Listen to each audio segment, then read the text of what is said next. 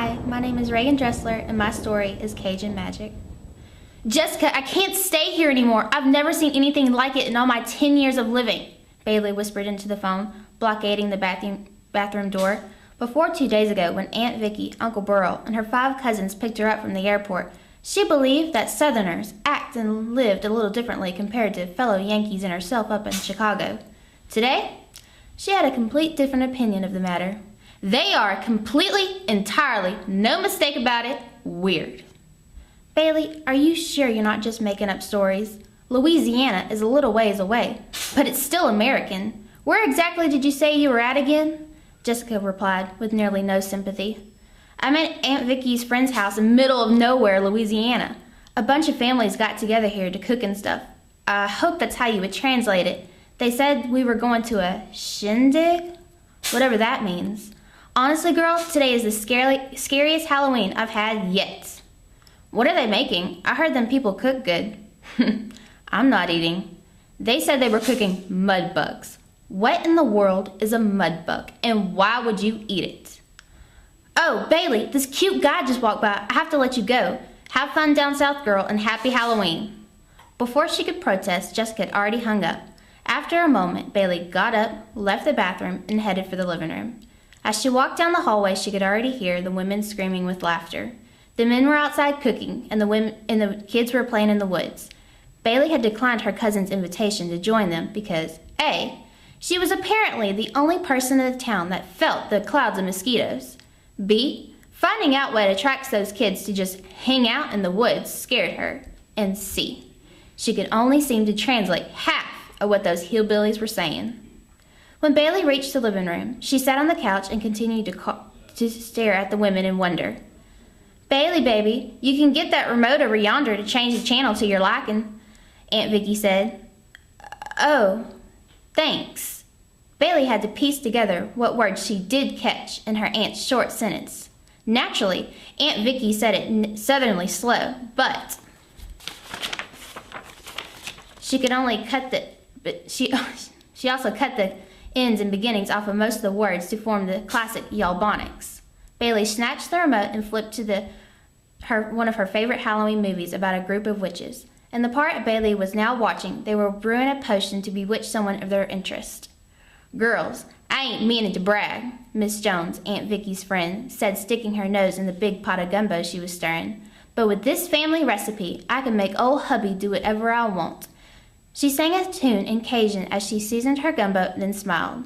Graham's ghost is probably over my shoulder right now watching me. Mom and Miss Jones, we rounded up some more worms. Bailey's cousins and the other women's children hollered, bursting through the screen door. Thanks, kids. More worms make a better soup. Bailey had been listening to Miss Jones' conversation already, questioning what trancing recipe the woman was making. But now she had turned around to see this one for herself. What Bailey didn't know was that Miss Jones was referring to putting the worms in her garden to help her plants. She took pride in having her own vegetables in her soups. Mama, can we start carving out Jack's brains now? Tater said, referring to the pumpkins on the table. Bailey shot straight up at this. From where she was sitting, she couldn't see that Tater was talking about making a jack-o'-lantern. She was glued to their conversation, and her mind was spinning with possible conclusions to what was going on around this place. In 5 minutes, she had heard about hypnotizing husbands with special brews, Miss Jones singing a spell into her concoction, ghosts haunting Miss Jones, worms in soups, and carving out someone's brains.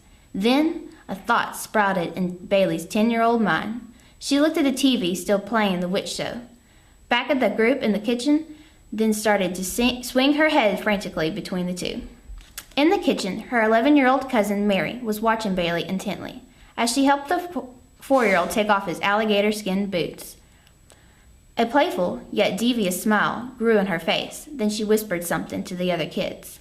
As a whole, the grins appeared from ear to ear on them as Mary started for the seat next to Bailey. She wiped away her smirk and began. Bailey, have you ever heard of Southern voodoo? Southern voodoo? Bailey stuttered. Yes, I figured you hadn't, considering you're a Yankee. Well, every year, Ma and all the other women in the kitchen get together on Halloween to perform their black magic on all the people they don't like. Tonight, Jamie Ford has hers coming. So, they really are witches? I was right all along? Yes, ma'am. Sissy stole Jamie's pantyhose to make a voodoo doll. We're itching to turn her into a toad or something. Do you want to help us? I don't know, Mary. I don't want to be a part of witchcraft. Please don't make me, Bailey said near tears. Well, I don't mind, but the others might think you're against them or something. They don't dare risk getting ratted out, and you want to be on their good side, don't you bet? Mary stopped because Bailey had already hightailed out the door. Mary, what did you say to Bailey? I don't know, Ma. I was just showing the girls some Southern Halloween hospitality. I go to Orangefield High School. I'm a junior. I'm 16, and this Halloween I plan to dress up like I'm going to a masquerade ball.